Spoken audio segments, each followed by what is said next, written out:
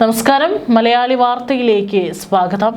വീണ്ടും ഞെട്ടിക്കുകയാണ് ഇസ്രായേലിന്റെ മറ്റുള്ള രാജ്യങ്ങളിൽ നുഴഞ്ഞുകയറി ശത്രുക്കളെ വകവരുത്താനുള്ള കഴിവിനെക്കുറിച്ച് ലോകത്തിന് നന്നായിട്ട് അറിയാം. ഒരു തെളിവ് പോലും അവശേഷിപ്പിക്കാതെയാണ് ഇസ്രായേലിന്റെ പല പ്രവർത്തനങ്ങളും. ഇപ്പോൾ ഏറ്റവും രഹസ്യാത്മകമായിട്ടുള്ള ഒരു കാര്യമാണ് പുറത്തു വന്നിരിക്കുന്നത്. വിശദാംശങ്ങൾ. ഹോർമുസ് കടലിടുക്ക് വഴിയുള്ള ചരക്ക് കപ്പൽ വ്യാപാരം പൂർവ്വസ്ഥിതിയിലാകാത്തതിനാൽ ഇന്ത്യയടക്കം വിവിധ രാജ്യങ്ങൾ ഇന്ധന പാചകവാതക വിലക്കയറ്റത്തിൽ കഷ്ടപ്പെടുകയാണ്.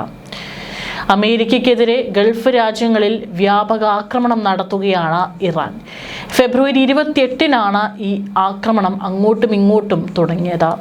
ഏതായാലും ഇതുവരെയും അതിനെ പൂർണ്ണമായി അവസാനിപ്പിക്കാൻ അമേരിക്കയ്ക്കോ ഇറാനോ അല്ലെങ്കിൽ മധ്യസ്ഥത വഹിക്കുന്ന മറ്റു രാജ്യങ്ങൾക്കോ സാധിച്ചിട്ടില്ല എന്നുള്ളതാണ്.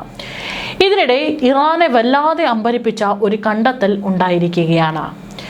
ഇറാനിലെ പടിഞ്ഞാറൻ മരുഭൂമി പ്രദേശത്ത് തുടർച്ചയായി ഹെലികോപ്റ്ററുകൾ ഏറെ താഴ്ന്നു പറക്കുന്നത് ശ്രദ്ധയിൽപ്പെട്ട ഒരു സാധാരണക്കാരനായിട്ടുള്ള ആട്ടിടയൻ അവിടെ കണ്ടെത്തിയിരിക്കുന്നത് ഒരു വലിയ സൈനിക ബേസ് പ്രവർത്തിക്കുന്നുണ്ട് എന്നുള്ള വളരെ ഞെട്ടിക്കുന്ന വിവരമാണ്. ഇറാഖിലെ ബാഗ്ദാദ് എന്ന പ്രദേശത്ത് വിജനമായ പടിഞ്ഞാറൻ മരുഭൂമിയിലാണ് ഇറാഖ് ഭരണകൂടം പോലും അറിയാതെ ഇസ്രായേൽ അതീവ രഹസ്യമായി ഒരു സൈനിക താവളം നിർമ്മിച്ച് അവിടെ പ്രവർത്തിച്ചു വരുന്നത് ഇപ്പോൾ കണ്ടെത്തിയിരിക്കുന്നതാണ്. അത് കണ്ടെത്താൻ ഒരു ആട്ടിടയൻ്റെ സഹായം വേണ്ടിവന്നു. നമുക്കറിയാം, ഇസ്രായേലിൻ്റെ ചാരപ്രവർത്തികൾ തങ്ങളുടെ ശത്രു രാജ്യങ്ങളിൽ നുഴഞ്ഞു കയറി അവിടെയുള്ളവരെ ആസൂത്രിതമായി വകവരുത്താൻ, ഒരു ഈച്ച പോലും അറിയാതെ വകവരുത്താൻ കൃത്യമായി മിടുക്കുള്ളവരാണ് ഇസ്രായേൽ, പ്രത്യേകിച്ച് ഇസ്രായേലെ മൊസാദ് എന്ന് പറയുന്ന ചാര സംഘടന. ഇപ്പോൾ ഈ കണ്ടെത്തലും ഏറെ നടുക്കിയിരിക്കുകയാണ്. ഇറാനെതിരായ വ്യോമാക്രമണങ്ങൾ സുഗമമാക്കുന്നതിനും ലോജിസ്റ്റിക് സഹായങ്ങൾക്കുമായാണ് ഇസ്രായേൽ ഈ കേന്ദ്രം ഒരുക്കിയതെന്നാണ് അമേരിക്കൻ ഉദ്യോഗസ്ഥരെ ഉദ്ധരിച്ച് വാൾസ്ട്രീറ്റ് ജേണൽ അടക്കം റിപ്പോർട്ട് ചെയ്തിരിക്കുന്നത്. പരമശത്രുവായ ഇറാന്റെ നീക്കങ്ങൾ നിരീക്ഷിക്കാനും ആവശ്യമെങ്കിൽ പെട്ടെന്ന് ആക്രമണം നടത്താനും വേണ്ടിയാണ് ഇറാഖിലെ കുർദിസ്ഥാൻ മേഖലയിൽ ഇസ്രായേലി രഹസ്യ താവളം ഒരുക്കിയത്. ഇറാന്റെ അതിർത്തിയോട് ചേർന്നുള്ള ഈ കേന്ദ്രത്തിൽ മൊസാദിന്റെയും ഇസ്രായേൽ പ്രതിരോധ സേനയുടെയും ഉന്നത ഉദ്യോഗസ്ഥരാണ് അവിടെ തമ്പടിച്ചിരുന്നത്.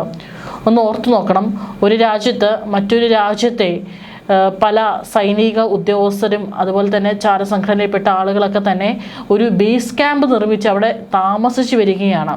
ഇത് ആ രാജ്യത്തെ ഭരണ സംവിധാനമോ അല്ലെങ്കിൽ അവിടുത്തെ സൈനിക മേധാവികളോ ഇന്റലിജൻസ് സംവിധാനമോ ഒന്നും തന്നെ കണ്ടുപിടിക്കാത്ത രീതിയിലാണ് അവരവിടെ ഒരു സൈനിക ബേസ് കെട്ടിപ്പടുത്ത് അവിടെ പ്രവർത്തിച്ചു വന്നിരുന്നത്.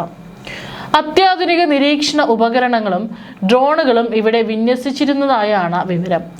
അമേരിക്കൻ രഹസ്യാന്വേഷണ ഏജൻസികൾക്ക് ഇതിനെക്കുറിച്ച് അറിവുണ്ടായിരുന്നുവെങ്കിലും ഇറാഖ് സർക്കാരിനെ വിവരം അറിയിച്ചിരുന്നില്ല. ഇസ്രായേലിൽ നിന്ന് 1000 മൈലിലധികം അകലെയുള്ള ഇറാനെ ആക്രമിക്കുമ്പോൾ ദൂരം കുറയ്ക്കാനും ഇസ്രായേൽ പൈലറ്റുമാരുടെ സുരക്ഷ ഉറപ്പാക്കാനും ലക്ഷ്യമിട്ടാണ് ഈ താവളം പ്രവർത്തിച്ചിരുന്നത്. ഇസ്രായേലിലെ പ്രത്യേക സേനയും തിരച്ചിലിലെ രക്ഷാപ്രവർത്തനത്തിനുമുള്ള സംഘങ്ങളും ഇവിടെ തമ്പടിച്ചിരുന്നു. ഇസ്രായേലിന്റെ സൈനിക ക്യാമ്പായിരുന്നു ഇത്. ഇറാനിൽ അമേരിക്കയ്ക്കൊപ്പം ഇസ്രായേൽ നടത്തുന്ന വ്യോമാക്രമണങ്ങൾക്ക് സഹായമായി പ്രവർത്തിക്കാനാണ് അവർ അവിടെ ഒരു സൈനിക ക്യാമ്പ് തന്നെ തുടങ്ങിയത്. ഫെബ്രുവരി 28-ന് സംഘർഷം ആരംഭിക്കുന്നതിന് തൊട്ടു മുമ്പാണ് ഇസ്രായേൽ രഹസ്യമായി ഒരു ക്യാമ്പ് ഇവിടെ തുടങ്ങിയത്. അമേരിക്കക്കാരെ നേരത്തെ കണ്ടെത്തിയ പക്ഷം സ്വന്തം രാജ്യത്തെ കാര്യം ഇറാൻ അറിഞ്ഞതേയില്ല. ഇസ്രായേലി സ്പെഷ്യൽ ഫോഴ്സ് ഇവിടെ ഇരുന്ന വ്യോമാക്രമണത്തിന് വേണ്ട കൃത്യമായ നിർദ്ദേശങ്ങൾ നൽകി. അതായത് യുദ്ധത്തിന് ആവശ്യമായിട്ടുള്ള നിർദ്ദേശങ്ങളും പ്രവർത്തനങ്ങളും എല്ലാം നൽകിയിരുന്നത് ഈ ബേസ് ക്യാമ്പിൽ നിന്നാണ്. ശത്രുരാജ്യത്ത് ഏതെങ്കിലും ഇസ്രായേലി പൈലറ്റിന് ആപത്തുണ്ടായാൽ ഉടൻ പ്രതിരോധിക്കാൻ അവർ തയ്യാറായിരുന്നു. ഇസ്രായേൽ അതിർത്തിയിൽ നിന്ന് 1000 കിലോമീറ്ററെങ്കിലും അകലെയാണ് ഇറാൻ കേന്ദ്രങ്ങൾ. ഇറാനിലെ മരുഭൂമിയിൽ തന്നെ ഒരു ബേസ് ക്യാമ്പ് അവർക്ക് തുറക്കാനായതോടെ ഈ പ്രശ്നം അവർ മറികടന്നു. വളരെ എളുപ്പത്തിൽ ശത്രു രാജ്യങ്ങളെ അടിക്കാൻ അവർക്ക് ഏറ്റവും ഉചിതമായിരുന്നു ഈ സൈനിക ക്യാമ്പ്. കഴിഞ്ഞ മാർച്ചിലാണ് ഈ രഹസ്യ കേന്ദ്രം പുറലോകം അറിയുന്ന സാഹചര്യമുണ്ടായത്.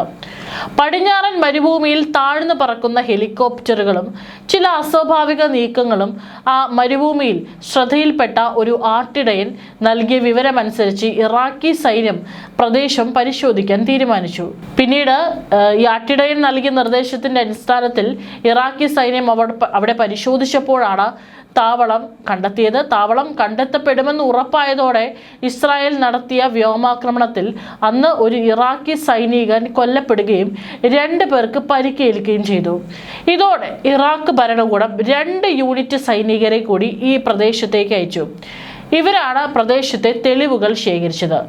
തുടർന്ന് നടത്തിയ വിശദമായ പരിശോധനയിലാണ് പ്രദേശത്ത് വിദേശ സൈനിക സാന്നിധ്യം ഉണ്ടായിരുന്നുവെന്ന് തെളിയിക്കുന്ന തെളിവുകൾ ഇറാഖി സൈന്യത്തിന് ലഭിച്ചത്.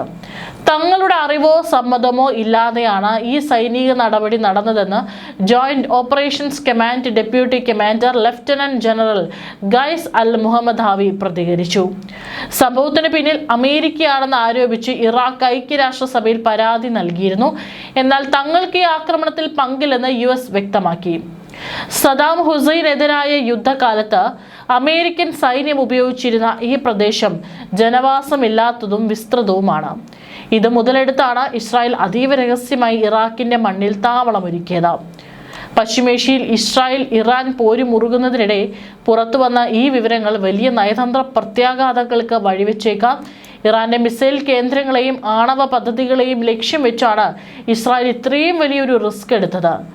ഇറാഖി മണ്ണിൽ ഇസ്രായേൽ സാന്നിധ്യം ഉറപ്പിക്കുന്നത് ഇറാന് വലിയ ഭീഷണിയാണ്. ഇറാഖിലെ കുർദിഷ് ഭരണകൂടത്തിന്റെ ഒത്താശയോടെയാണ് ഇസ്രായേൽ അവിടെ താവളം ഉണ്ടാക്കിയതെന്നും ഇറാൻ നേരത്തെയും ആരോപിച്ചിരുന്നു. ഇതിന് പ്രതികാരമായി ഇറാൻ പലതവണ ഇറാഖിലെ കുർദിഷ് മേഖലകളിൽ മിസൈൽ ആക്രമണം നടത്തിയിട്ടുമുണ്ട്. ഇസ്രായേൽ പിന്മാറിയെങ്കിലും ഇറാഖിലെ അവരുടെ ചാരക്കണകൾ ഇപ്പോഴും സജീവമാണെന്നാണ് പ്രതിരോധ വിദഗ്ധരുടെ വിലയിരുത്തൽ. വളരെ വലുതും തീരെ ആൾപ്പാർപ്പില്ലാത്തതുമായ ഭാഗമാണ് ഇറാന്റെ പടിഞ്ഞാറൻ ഇറാഖി മരുഭൂമി പ്രദേശം. പണ്ട് 1991-ലും 2003-ലും ഈ പ്രദേശത്ത് സമാനമായി അമേരിക്ക ക്യാമ്പ് ചെയ്തിരുന്നു. സദാം ഹുസൈനെതിരായ സൈനിക നീക്കങ്ങൾക്കിടെ അമേരിക്കൻ സേനയും ഈ പ്രദേശം ഉപയോഗിച്ചിരുന്നതായി റിപ്പോർട്ടിൽ പറയുന്നു. ഓപ്പറേഷനുകൾക്ക് മുമ്പ് നിങ്ങൾ ഇത്തരം സ്ഥലങ്ങൾ നിരീക്ഷിച്ച് സ്ഥാപിക്കുന്നത് സാധാരണമാണ്. ജോർദാനും ഇറാനും ഇടയിലുള്ള ഒരു പ്രധാന സ്ഥലത്താണ് ഇറാഖ് സ്ഥിതി ചെയ്യുന്നതെന്ന് ശ്രദ്ധിക്കേണ്ടതാണ്. ഇറാഖിനെ താവളമാക്കി ഇസ്രായേൽ നടത്തുന്ന ഈ കളി പശ്ചിമേഷ്യയിൽ മറ്റൊരു വലിയ യുദ്ധത്തിന് വഴിമരുന്നിടുമോ എന്നാണ് ലോകം ഉറ്റുനോക്കുന്നത്. ഏതായാലും ഇപ്പോഴും പൂർണ്ണമായും തങ്ങളുടെ ചാരക്കണ്ണുകൾ ഇറാനും ഇറാഖിനും മേൽ തന്നെയുണ്ട്. ഇനി എവിടെയൊക്കെ സൈനിക ക്യാമ്പുകൾ ഇത്തരത്തിൽ പ്രവർത്തിക്കുന്നുണ്ട് എന്നുള്ളത് കണ്ടറിയണം.